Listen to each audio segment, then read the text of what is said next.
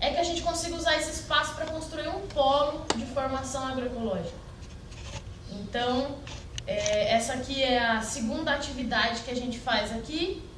A gente está tentando desenvolver um curso modular, módulos de agroecologia, né? Qual foi a outra? A outra foi a exibição de um filme. O Veneno Está na Mesa 2, que foi mês passado. Então a gente teve uma exibição do filme e debate, né? Aí aqui a gente já tem instalado, que a gente instalou junto com o pessoal do parque, um biodigestor. A gente auxilia aí nas instruções e tal. Montamos ele, e agora o pessoal que gere, né? E a distribuição aqui, que foi uma vitória conseguir de fazer essas distribuições aqui, né? Que é um espaço público. Os grupos de consumo estão crescendo por todos os lugares. As feiras orgânicas, que são para que você tenha contato direto com o produtor e não pague atravessador, estão crescendo por todos os lugares. E no ABC também existem movimentos despontando, né? Tem uma feira orgânica em Santo André, mas ela não é formada por produtores. Tem uma ou duas barracas de produtores, o resto do pessoal também é atravessador. E tem esse grupo de consumo, que é o Consumo Consciente ABC. Tem um outro grupo de consumo chamado Coletivo de Consumo Rural Urbano, que serve lá em Diadema. São instituições sem fins lucrativos, né? Elas são de trabalho voluntário. E é isso. Eu sou formada em Biologia aqui pela Fundação Santo André. Trabalhei aqui no parque 5 anos. Estou há 2 anos no Consumo Consciente. E a minha especialidade, assim, o que eu mais estudei, o que eu mais tentei desenvolver foi o conhecimento em agrobiodiversidade. A biodiversidade agrícola, a variedade de alimentos que podem ser consumidos, né? A gente estima-se, os mais otimistas estimam que existem 20 mil espécies comestíveis de plantas. Os mais pessimistas estimam que são 5 mil. E nós consumimos 30 espécies, né? Então, mais de 80% da nossa alimentação, da alimentação mundial, é baseada em 30 espécies. Então, a gente está negligenciando aí uma porcentagem absurda desse potencial. E aí a gente consome plantas que não são da nossa região, tem que desenvolver uma série de métodos para conseguir que essas plantas se desenvolvam. Então, o alface. O alface é uma planta europeia, é uma planta que surgiu no Mediterrâneo. Então, quando você vai plantar ela em Santo André, você tem que tentar reproduzir o ambiente de onde ela é. Então, ela não vai conseguir enfrentar, por exemplo, os predadores que ela vai ter, os insetos que vão ter, os vírus, as bactérias que tem aqui. Ela vai precisar de nutrientes que o solo não disponibiliza. O clima não vai ser propício. Então, cria-se todo um ambiente em volta da planta, baseado em agrotóxicos, em fertilizantes, né? Em estufas, ambientes controlados, só porque a gente está tentando plantar uma planta que não é daqui. Enquanto isso, se você sair e der 30 passos aqui, você monta um prato de salada. Tem serralhas, serralhinhas, bredos, beldroegas, uma série de plantas que nascem espontaneamente. E você arranca para manter o alface, né? Então, o estudo da biodiversidade agrícola, ele tenta mostrar isso. E aí, uma das coisas que tem dentro da biodiversidade agrícola é o uso das flores, né? Então, existem cooperativas de mulheres no MST que trabalham com flores. Então, fazem biscoitos, fazem chás, né? E outras iniciativas também que não estão junto do coletivo MST. Mas é uma proposta. Aqui no centro urbano, a nossa ideia é o seguinte: estimular que as pessoas produzam. Mesmo que seja numa rachadura no seu quintal, tem como produzir coisas. E um jardim florido é uma coisa que atrai o imaginário de muitas pessoas, né? Então, a pessoa pensa num jardim, ela pensa em flores e tal. E a grande maioria delas é comestível.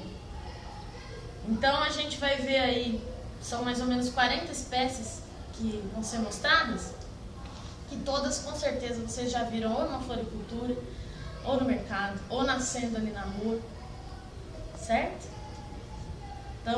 deixa eu apagar aqui a primeira lâmpada, que acho que fica melhor, né?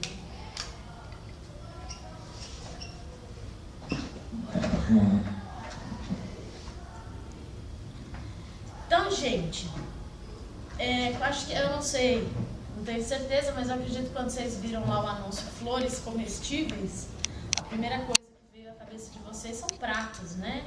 Flores. Então, maneiras de se consumir essas flores. O uso culinário das flores, ele pode ser muito diverso, né? Você pode consumir flores de diversas maneiras. Você pode consumir flores em saladas, então as flores cruas, todas as flores que vão ser mostradas aqui podem ser consumidas cruas, né? Algumas espécies comestíveis precisam de tratamento com calor para ser consumidas, mas aqui não vão apresentar nenhuma dessas. Saladas, tanto com folhas, saladas salgadas ou saladas de frutas, né? As flores adicionam aí sabor e também uma série de nutrientes, fibras, né? Elas são compostas basicamente aí dos principais nutrientes necessários para o funcionamento do nosso organismo. Outro uso comum de flores comestíveis é para aromatizar azeites, conservas, mel, sal. Então, essas flores podem ser utilizadas aí também cruas, mas fazendo parte de conservas, né? Então, para elas serem processadas. As flores podem ser usadas em pães e biscoitos, então na panificação de uma maneira geral, né? As pétalas, aí tem um exemplo de biscoitos com pétalas de flor, elas resistem bem a serem assadas, porque as flores são basicamente fibras, né? Na botânica, a flor é uma folha modificada, as pétalas são folhas modificadas, para tornar o órgão sexual da planta atrativo. Então, elas são fibra, né? Elas têm uma coloração diferente, mas a composição estrutural é a mesma de uma folha.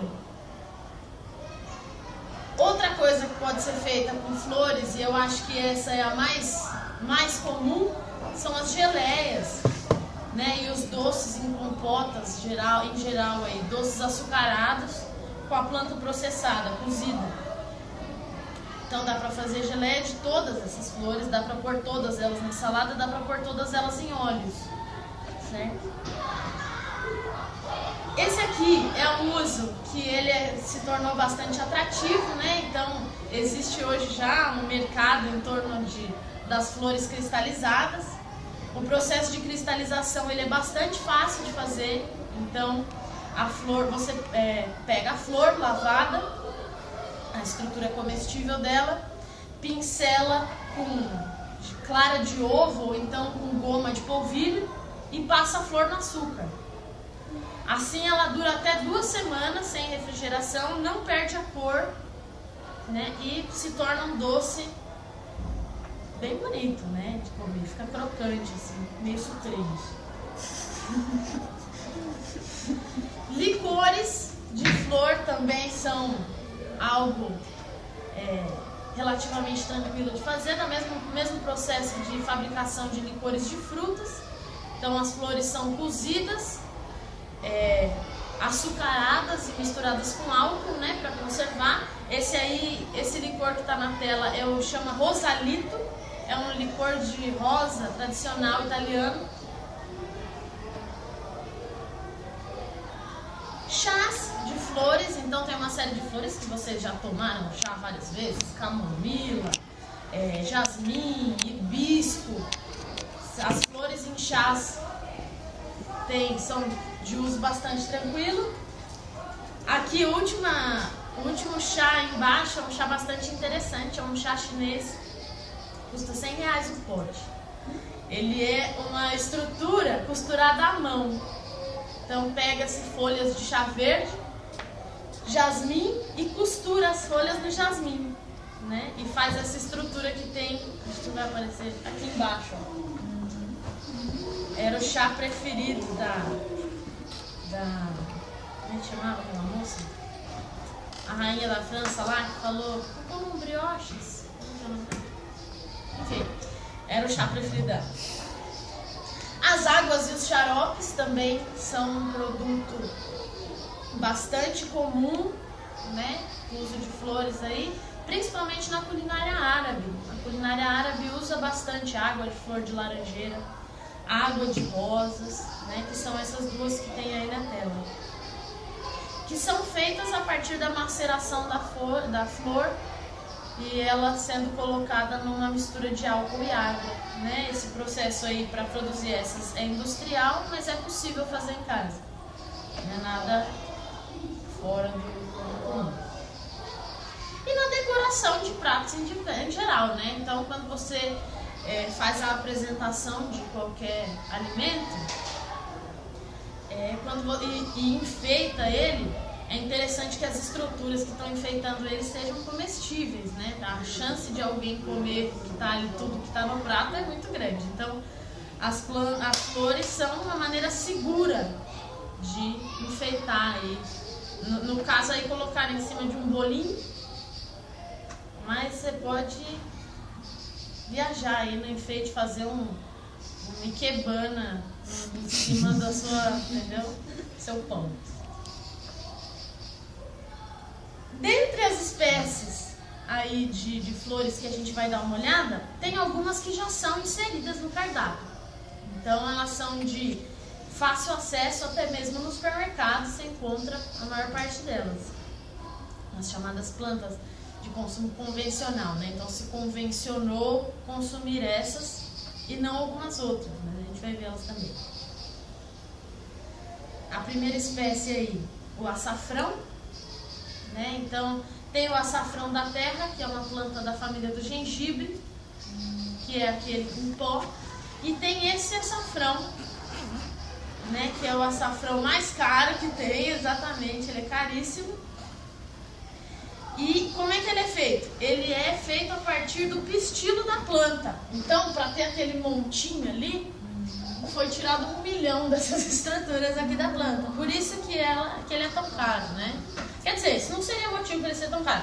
Mas ele se justifica aí o preço dele pela dificuldade. Então, você vê, ó, cada planta tem 3. Quantas plantas, né? Para fazer aí 1 grama desse tempero. Ele é usado como condimento, o açafrão, mas o resto da flor também é comestível, né? A flor toda é comestível. Mas no caso eles usam pesticidas, né? E normalmente jogam o restante da planta fora, da flor fora. Porque é industrializado essa parte? Então, eu acredito, eu não saberia te dizer, mas eu acredito que não. Porque é um processo muito delicado para ser feito por máquinas. É muito provável que ele seja feito à mão mesmo. E aí eu acredito que a comunidade acabe consumindo a flor, né? Tem flor demais, né? Talvez flor demais. É por isso que torna-se tão caro também, né? Porque só usa, né? Desperdício do restante da bonitinha. É verdade, né? Eu nunca vi, por exemplo, algum processamento do resto da flor. Geleia de flor de açafrão, biscoito com flor de açafrão. O açafrão é até comum, né? Você compra no mercado, meio grama assim, ó, vem um pote, não tem no mercado normal, né? Você vai numa delicatessen aí de alimento, compra meio grama por 30, 40 reais. É bem caro. Mas também você usa um pistilo em cada receita, né? Ele rende bastante. Teve uma em casa que minha mãe gosta muito de tempero. E aí ela comprou um açafrão e aí fica nessa de economizar, ele até estragou, sabe, né? Você usa muito pouquinho mesmo. Pouquinho, né? Ai, demorou, eu vou estragando. Foi. Porque ele é desidratado, né? Então ele não tem nenhum conservante. Então ele é bem delicado mesmo. A alfazema ou lavanda, né? Esse nome é usado, os dois nomes são usados para a mesma planta. As folhas delas são condimento e as flores são alimento. Então você pode... aliás, a alfazema, quando você conversa com pessoas que têm o hábito, ou a família tinha o hábito de produzir o próprio alimento, produzir conservas e geleias, é bem comum encontrar pessoas que conhecem doce de alfazema assim com tranquilidade. Aqui eu nunca vi. O único que eu comi, eu nasci, cresci no ABC, o único que eu comi foi a gente mesmo que fez, nunca vi isso para vender.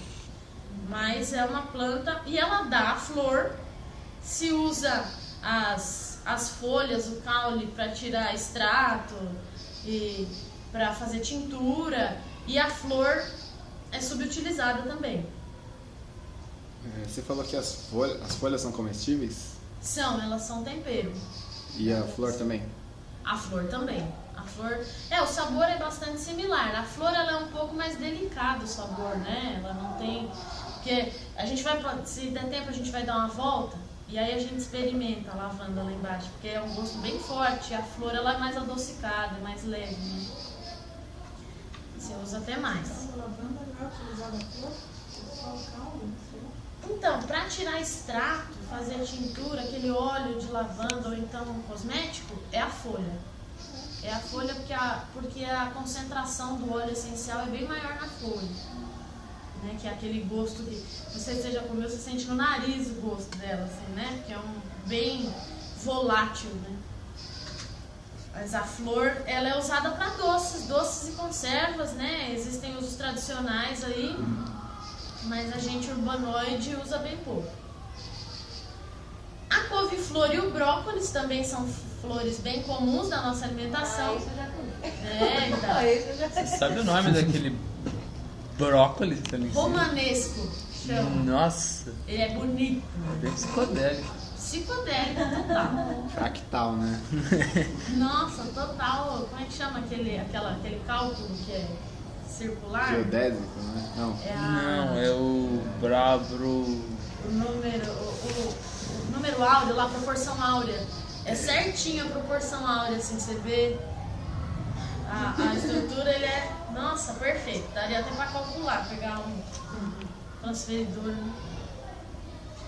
Aí tem algumas, então, ó, a couve-flor, o brócolis, a couve de Bruxelas, são todas a mesma planta, mas de raças diferentes, né? Então é como se fosse um cachorro chihuahua e um dog alemão. Eles são a mesma espécie, até se cruzar entre eles dá filhote, se der. O Rottweiler é bem pequenininho. Vai dar meu trabalho ali, mas. Você deve ajudar a fazer pezinho, né?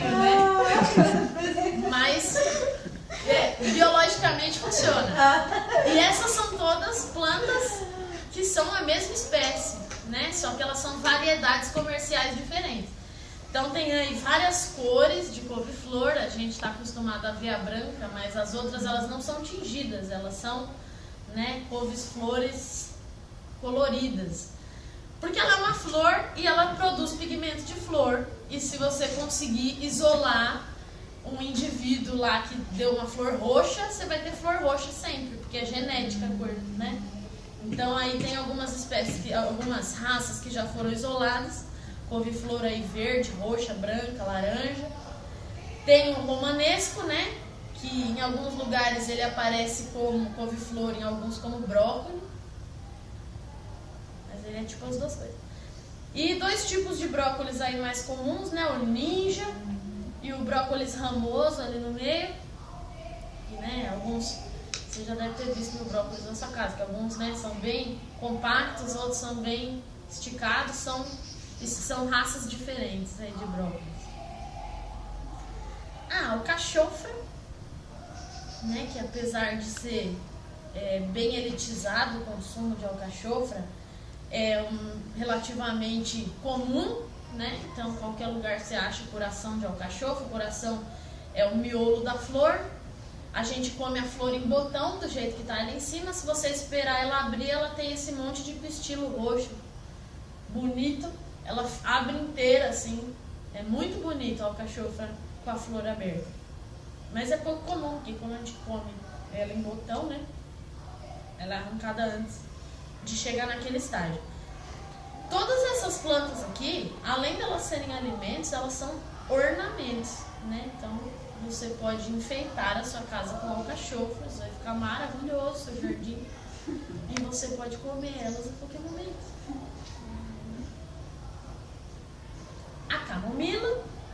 também uma florzinha, que a gente toma o chá dela seca, né? Então tá aí ela fresca, como ela é colhida, depois que ela é desidratada, as pétalas formam aí essa estrutura amarronzada e faz aquele monte de pozinho delicioso para fazer chá.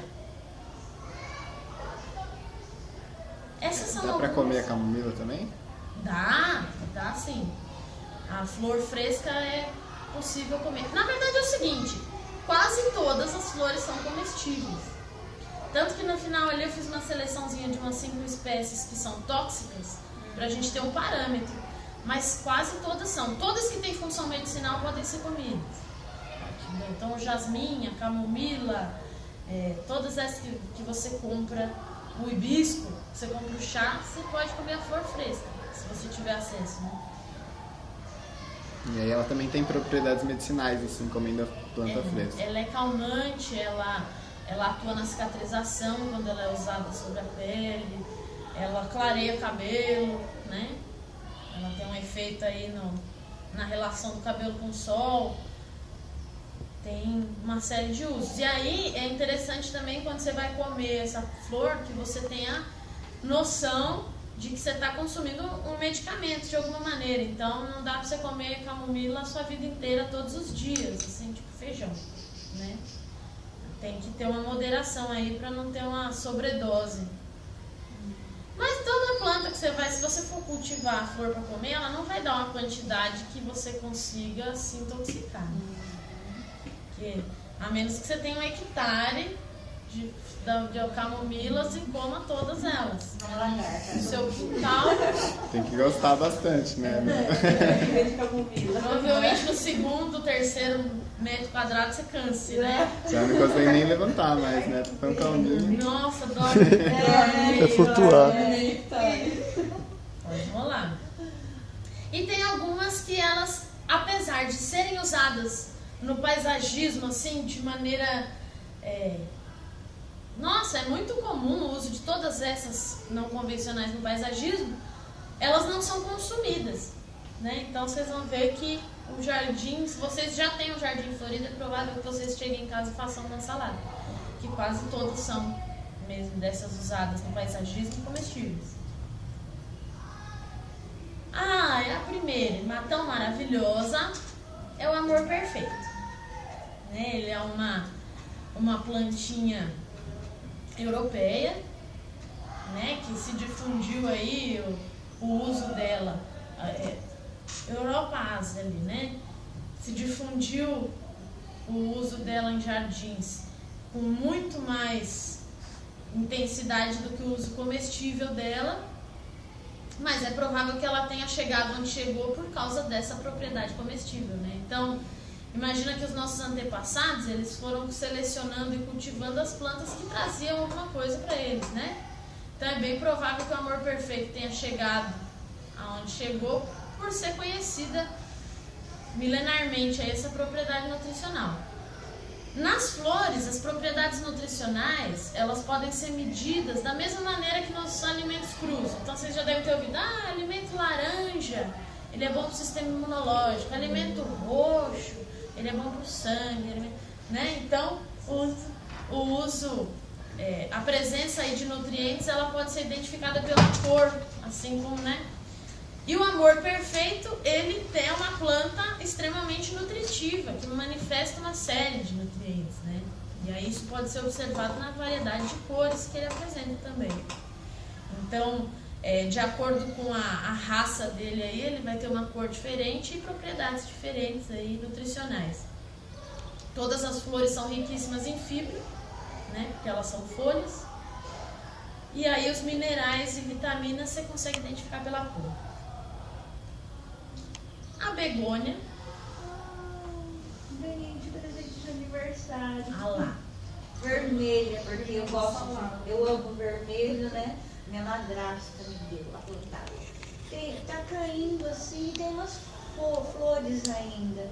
E eu queria saber como que eu faço pra continuar com a bichinha também, né? Porque tá no vaso, não sei o que eu faço com ela. Né? A gente, no finalzinho vai ter um módulo sobre isso, mas a adubação Eu não sei se tem que replantar, se tem que mudar, umas folhas grandes assim, ela tá, folha grandona assim, tá? Até tirei foto dela no Ai, vou chegar com vai acabar comendo a bichinha.